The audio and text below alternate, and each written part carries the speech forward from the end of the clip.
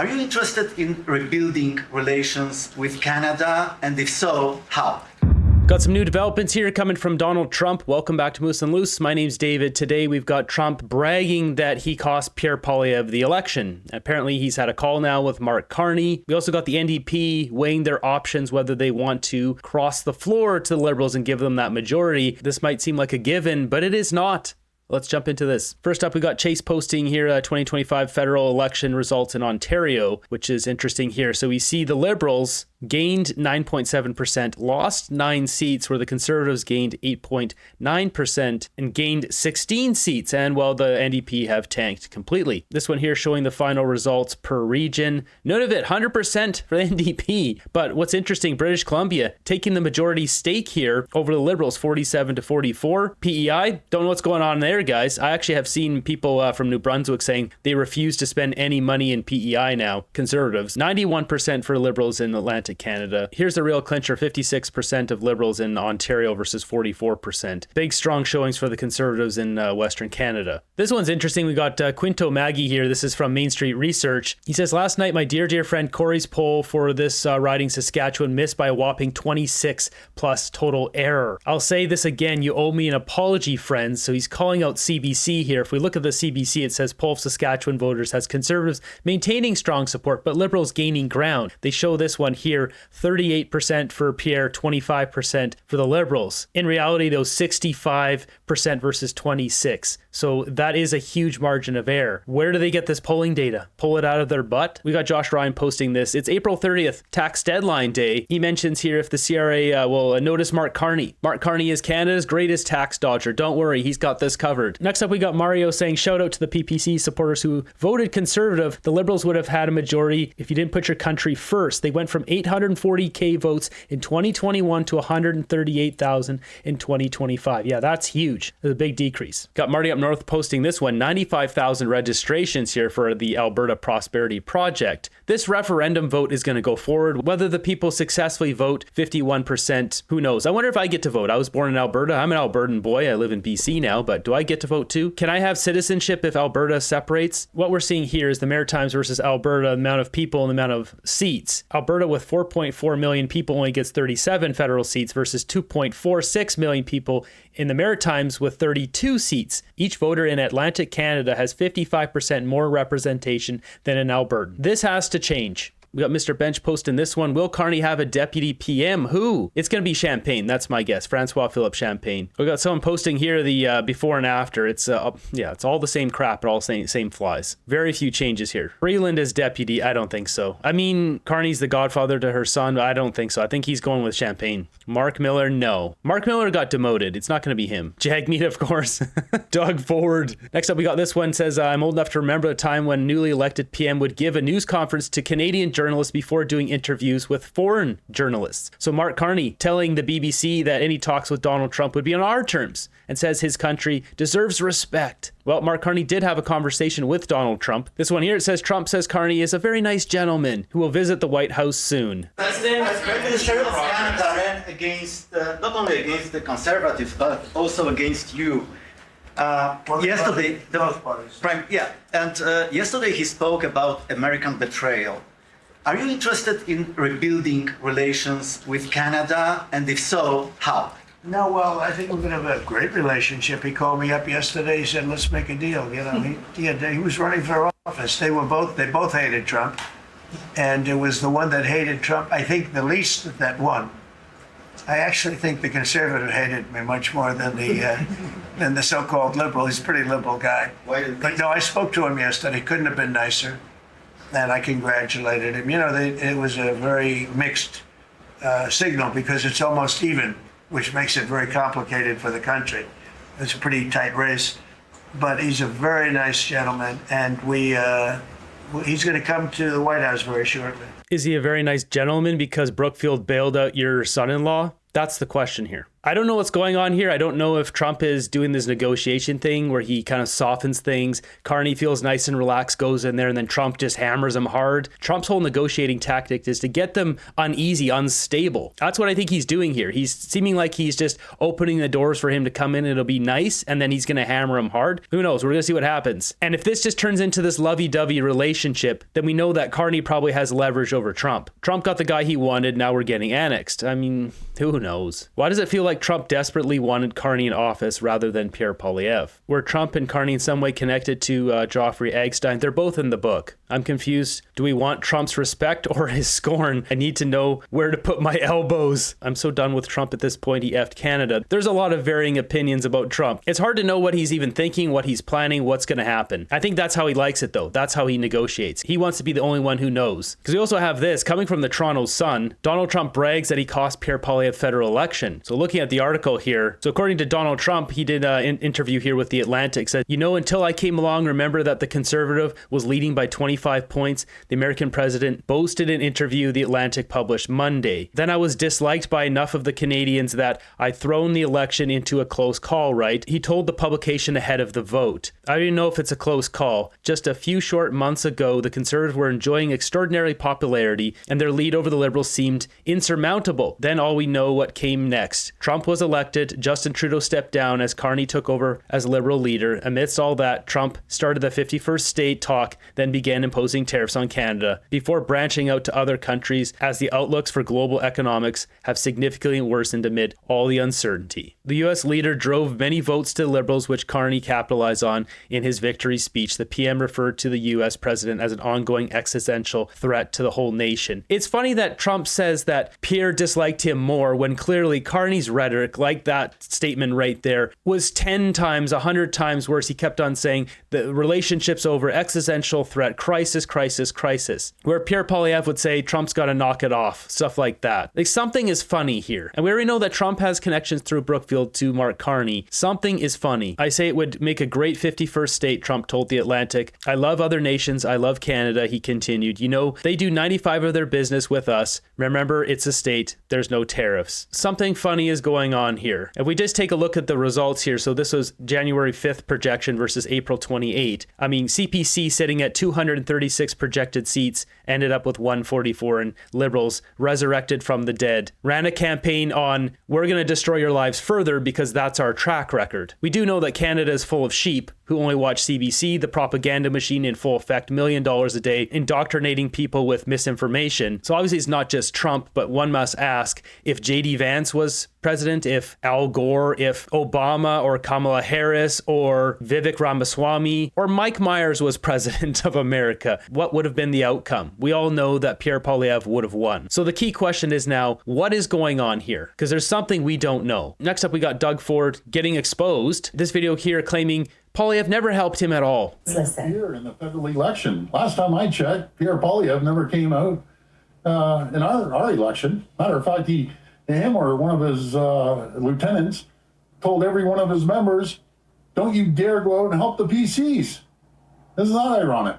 But anyways, I'm not going to dig deep into this. Is that right, Dougie? Because Goldie Gamari here has a picture from June 3rd, 2017, 1 year before I was elected, June 7th, 2018. From the very beginning, Pierre Poilievre and the CPC volunteers always helped the Ontario PCs get elected provincially. Doug Ford is lying about Pierre not helping. Doug Ford has always been a liar. And there we have the proof right there. Pierre Poilievre's face on this banner trying to help the PCs. Not a good look, Doug. Doug Ford is a liar. We've got Gord here posting this, the difference between the two men. Doug Ford lost seats in his last election while Pierre Poilievre gained seats in his last election. We've got a video coming out here from Conservative MP Kevin Wan, who vows to destroy Mark Carney. And I think what you're going to see when we do get recalled for the 45th Parliament is we're going to attack Mr. Carney. We want to seek and destroy, if you don't mind. He's got a lot of answers that we need from him, and I think you will see in June when we all get back into Parliament. We want to see him squirm a little bit. A lot of Canadians don't know a lot about him, just that he was the Bank of Canada, then went over to England. Well, you're going to get to know a lot better on Mr. Carney after we get through with him on the first session starting in June. And That's right. I think Get all the information out there. This is what his constituents voted for. So that's in response to this guy, Dennis Kendall, saying, you were elected to represent citizens in your constituency, not destroy our prime minister. That is the point. If Mark Carney has something he needs to be destroyed on, that is representing this constituency. Further, this guy says, are you still going to support Mark Carney once his financial disclosures become public? I was thinking about this. If Mark Carney moved a lot of his financial interests and put it in, either sold the assets and put it into cash into the blind trust, and then have whoever his blind trust person is it some Goldman Sachs banker who's just going to rebuy Brookfield? Did he sell assets or move assets into a family member's name? When he discloses his assets, he also has to disclose what his wife has, but not necessarily a mother, a brother, a sister. Like Mark Carney has 3 siblings. Put that stuff all over to an aunt or an uncle. Those extended family are not part of disclosure. When they do finally release this, I think there's going to be less there than we're expecting. Got this one here from Marty up north. So it says, could this really be because of censorship of conservative accounts that have been lifted? So he says he's at 2.8 million impressions this afternoon. This one here, he was stating earlier that he seemed to have his account being suppressed. Something in the last 24 hours has resonated. I don't know what. I don't know what's going on with X there, but we do know Brookfield Asset Management invested $250 million into Twitter. So maybe Mark Carney made a call and said, hey, I don't want conservative accounts to be blowing up over the election. Because when it comes down to it, in this world, cash is king. Money comes first, at least for all these big greedy businesses. I don't think Elon would have censored conservative accounts even with pressure from Brookfield. Who knows? Maybe China bots have finished their job. Next up, we got the Toronto Police Association essentially blasting Mark Carney here. They say congratulations, but they said they're looking forward to working with the government. We learned of your position on issues like sentencing guidelines, bail reform, border security, and support for our members. We are eager to see you implement these changes and will hold your government accountable if you don't. Got this one from Blacklock's reporter. It says data confirms half dozen NDP MPs were third place finishers as Jagmeet Singh drove party to the worst finish since CCF James Woodsworth in 1935. With all that, we've got NDP MP Jenny Kwan says she will not be crossing the floor to the Liberals after she refused to rule out the possibility in an interview with CBC Wednesday morning.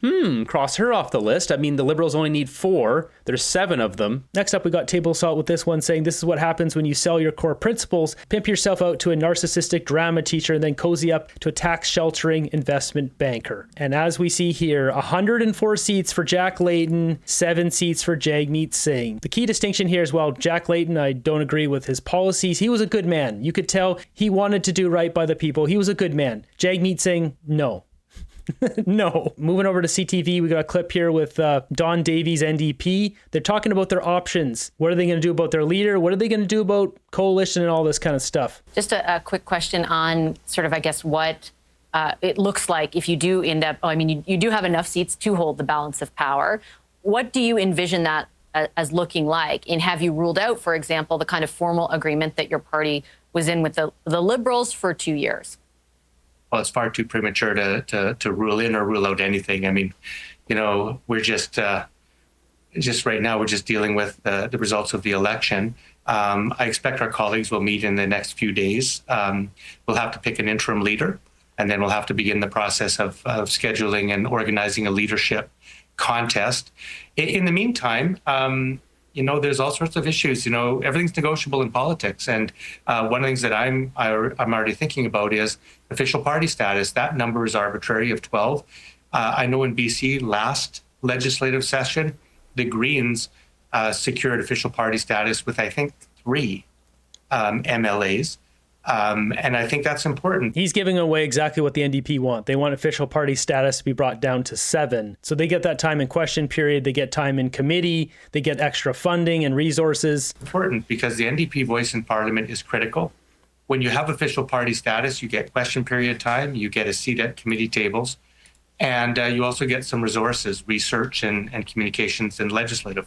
So, you know, I look forward to meeting with my colleagues and coming out with a proposal that we can bring to Parliament whenever it starts sitting. And we've ruled nothing out at this time. What we are going to do is keep the interests of working Canadians and the vast majority of people who want affordable housing and want strong public health care and want a good deal for workers, want better foreign policy, want climate action, Indigenous justice, all of the issues that progressives care about in this country. we'll be there to champion them this parliament as strongly as we ever have. With a majority government, with the support of the NDP, they could put in a motion to change the official party status down to 7. That's what they want here. I wonder if they would negotiate anything else, or would it just be that? Doesn't official party status, though, have to be earned? Didn't your party not earn it? Well, it's in the standing orders. It's not a legislated number, Bashi. It's something that's fluid, and it's arbitrary. Like I said, I think it depends on the moment. I mean, one thing, as I've said, is Liberals don't have a majority. They're going to need the support of other parties. And when that happens, when you don't have a majority, they're compelled to sit down with other parties and start negotiating. So, this is something I think is important. And I look forward to talking with my NDP colleagues on putting forth a sound proposal to the Liberals. And like I said before, I've seen official party status in legislatures and parliaments with as few as 3 people in this country. So we'll be talking, and it'll be exciting times in the days and weeks ahead. Really, that's small potatoes if that's all they negotiate. They wouldn't be trying to force any more pharma care or anything else. If that's the case, they can't prop up the Liberals for multiple years because they'd be getting nothing for the NDP supporters. So they would have to do their leadership campaign 6, 7, 8 months, pull the cord within a year and a half, and get another election to try get their seats back. Just really quickly, if I understand that correctly, does that mean that basically you could use something like official party status as a bargaining chip in exchange for support on the entire government agenda, or just a piece of it? Oh, I'm not saying anything like that. I mean, there's no agenda even constructed at this point. All I'm saying is that the NDP caucus is important. We might be 7, and we're going to be fighting for every conceivable parliamentary asset that we can to make sure that the voice of the million Canadians that voted for us is expressed in Parliament. These lazy buffoons got to get back to work. There's still another month sitting around. Look how disastrous this election has been to our country. The Liberals ran their leadership campaign for 3 months. Then the election, now it's another month. Then they're going to be on vacation for another 3 months during summertime. This is ridiculous. They get paid so much for doing so little. Why even bother having elections? Canada is effed. How much do you want to bet they make an agreement to cross the floor to Liberals? That's a possibility too. If they do that, the party basically folds. Meanwhile, we've got a stern warning from Net Zero Carney. Get ready for a world of hurt. I want to be clear.